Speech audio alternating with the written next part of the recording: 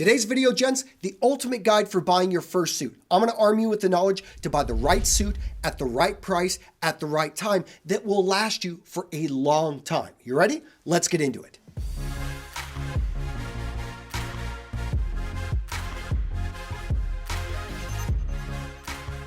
Now, the steps to purchase your first suit are simple. Know the style pyramid. First up, gentlemen, nail the fit. Never purchase a suit that doesn't fit you. Next up, pay attention to the function. You want to look overall, does this suit my needs? If you need a business suit, you want to go with something that's classic, something that's conservative. Then look at the fabric. So you want to look at the quality of the fabric. You want to look at the build, the details that went into the stitching. These small things may seem small initially, but if you don't nail the style pyramid, you're going to end up purchasing a suit which is not going to serve you.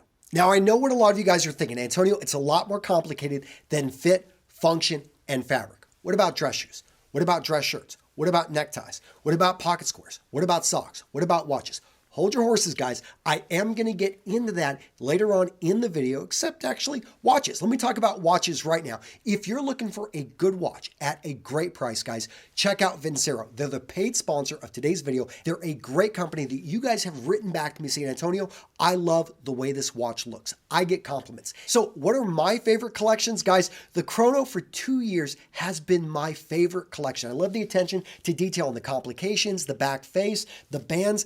But have you seen this new Bellwether collection, guys? But look at this one right here. Black on black, just a beautiful, modern, sleek design. Then we look at this one right here, blue steel. I am loving this one. It's got a nice heavy band to it, just an overall great look. One of my favorite watches in their collection. The key to remember about Vincero, they make bold watches that will set you apart, will get you compliments at an affordable price. I'm linking to them down in the description. I've got a great discount code for you down there. Go check them out. Great company, proud to support them.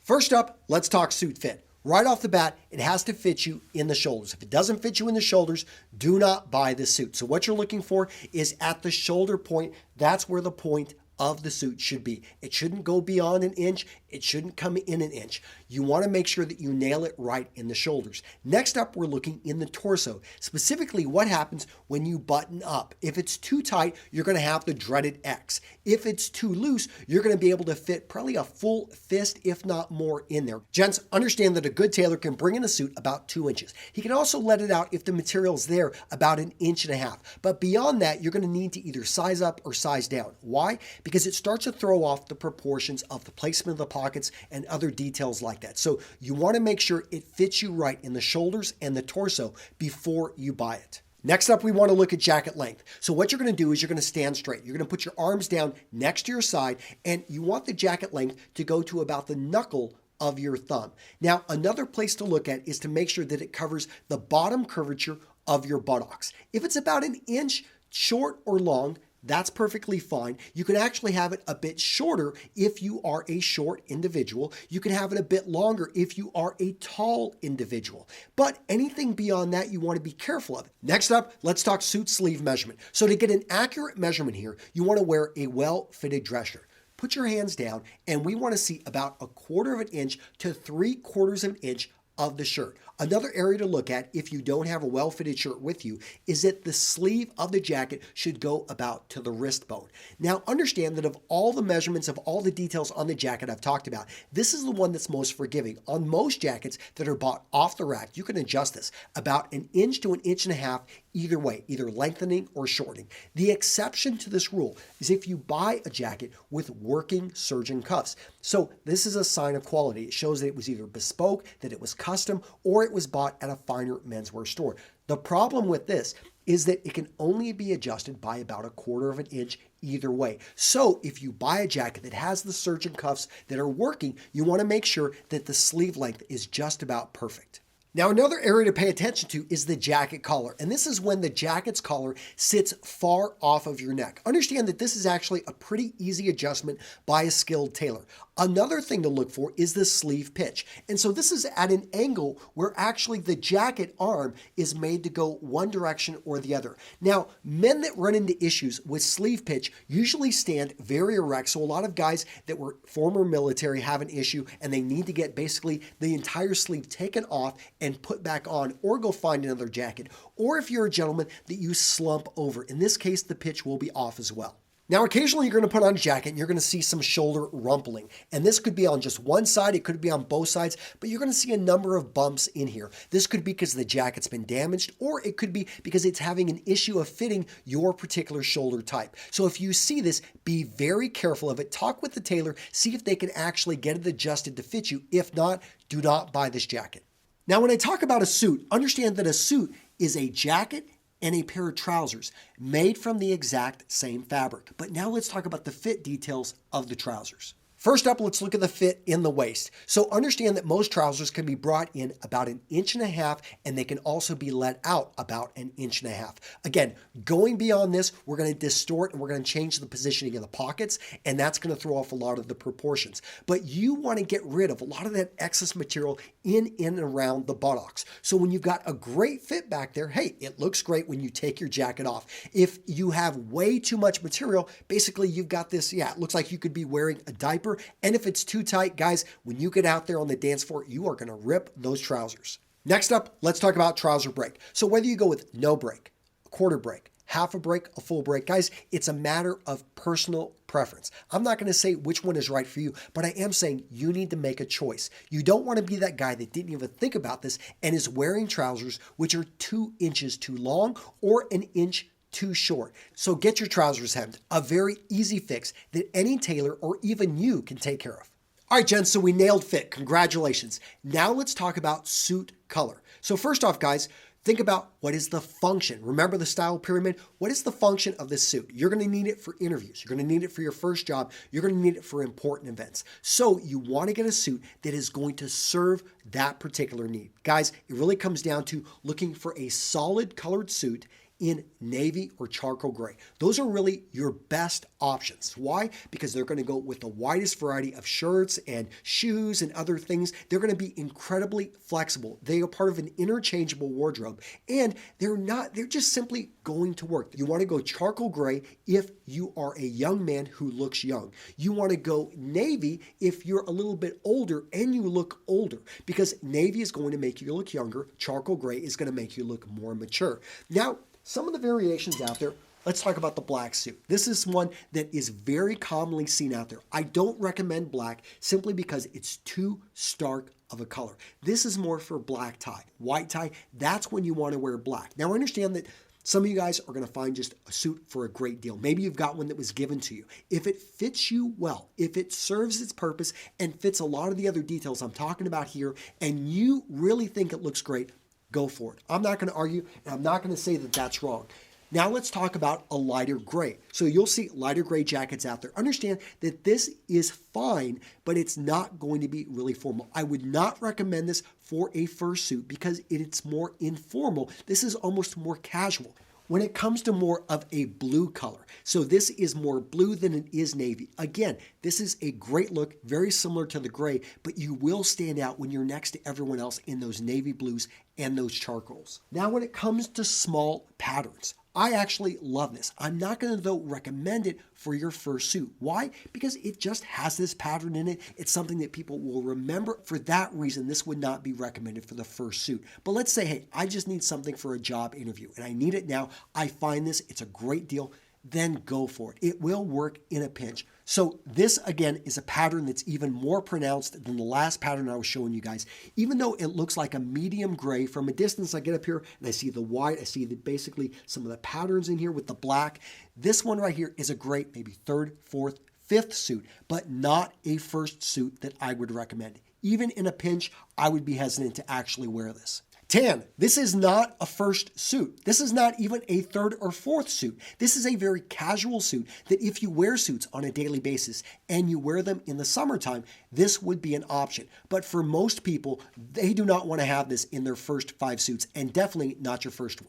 Pinstripe suits. I love them. They look good. They work well for business. The pinstripes mean business, but when it comes down to it, it's very memorable, and this is not good for a first suit. Maybe a 5th suit, maybe a 7th suit. If you wear suits on a daily basis, you're in the big city, this would look great. Again, not a first suit. So this suit, as you can guess, is not a first suit. The fabric, it's just too memorable. It's beautiful. I love this suit, but it's not going to be a first suit. Now, there's some other details about the suit which make it not a good first suit. One of them is this stylistic choice of the ticket pocket. So the ticket pocket we usually see over on the right-hand side. When you see this, this is a casual detail, something that's extra on a jacket and not something, though, you want on your first suit.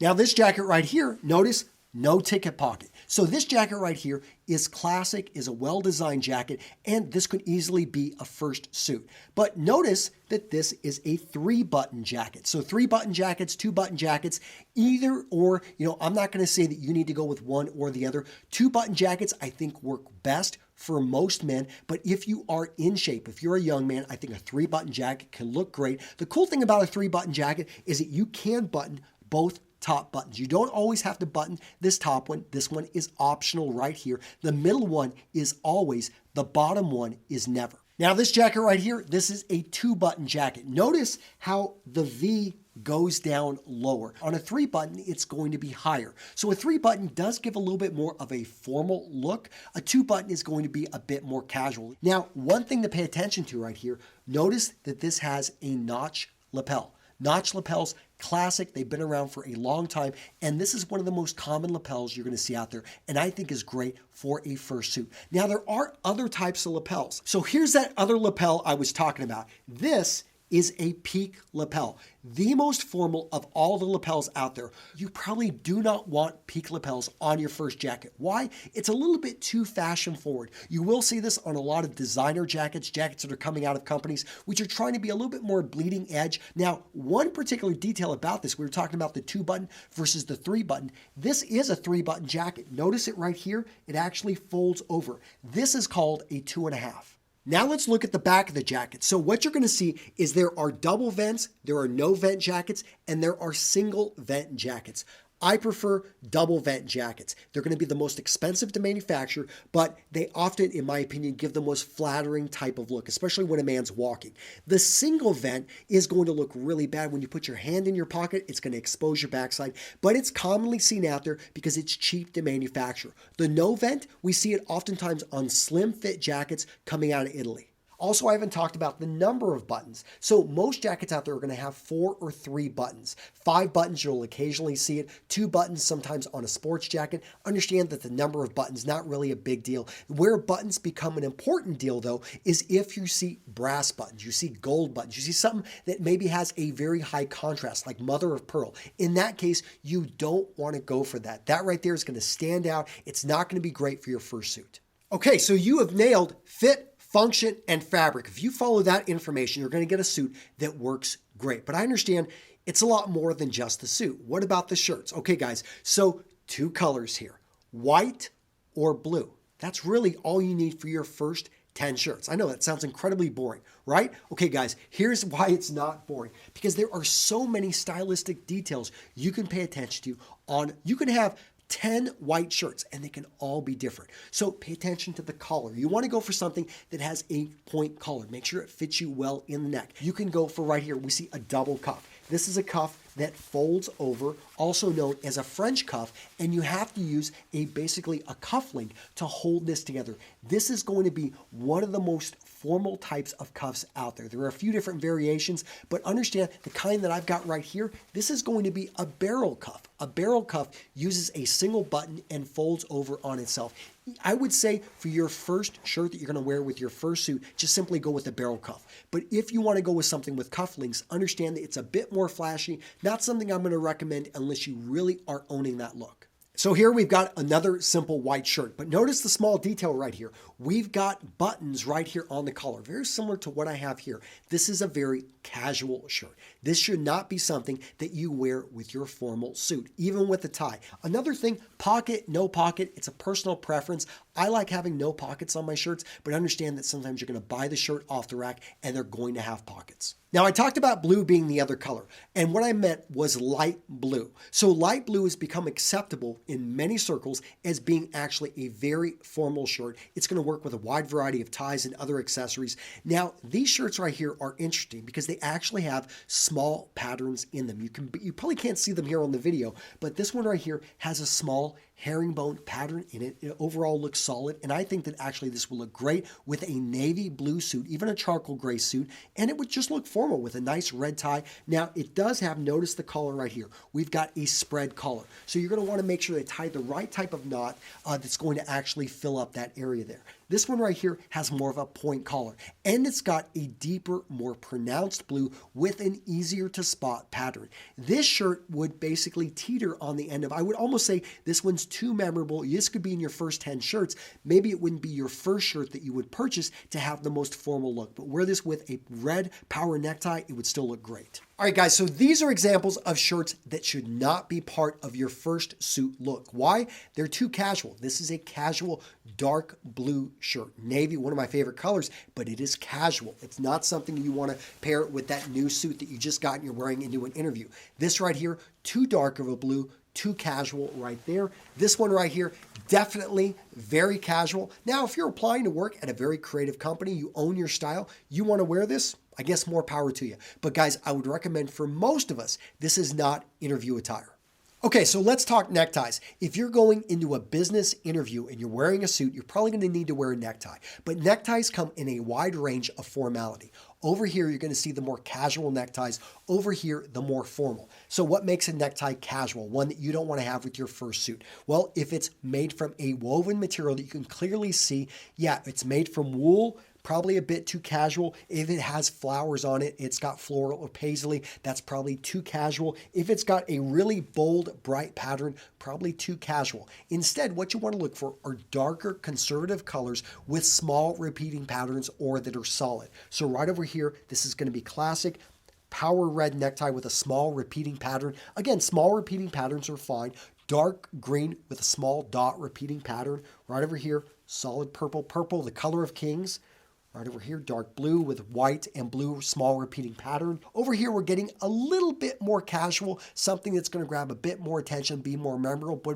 But again, small repeating patterns, it works. Now stripes. Stripes are going to be a bit more casual, but they are perfectly fine to wear into most interviews. You just want to make sure that you're not wearing somebody's military stripes. If you're not familiar with regimental stripes, just go ahead, check out Real Men Real Style. I go into a lot of detail there, but understand that, yeah, you want to be careful with stripes. All right, gents, so when it comes to shoes, what you're looking for is black, dark brown, or oxblood. Those are really your choices. You want to go dark and you want to go conservative in the style. So the first thing you want to look for is closed lacing. Closed lacing, this is basically where the front of the shoe is on top of the back part of the shoe. This right here is a closed lacing system. An open lacing system, let me give you an example.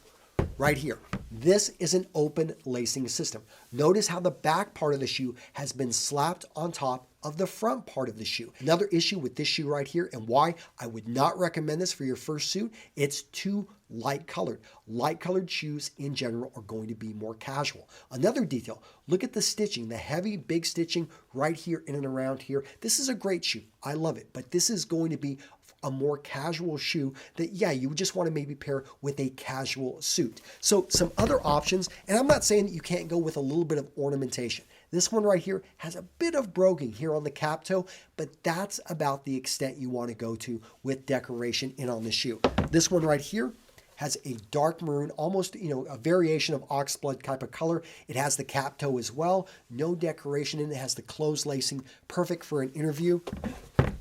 Okay. Right here, I'm starting to push the envelope. I'm going with a little bit of contrast in the shoe. We've got the lighter brown with the darker brown. Still, it's got the closed lacing system with the cap toe. This one, in my opinion, would be fine. But let's talk about the hole cut. I've talked about the hole cut before. I love this shoe. It's a modern classic in my opinion, but you need to understand that this is something that, it may grab a bit of attention. So you may not want to wear it unless you're really confident in the look, and this is a shoe that you love.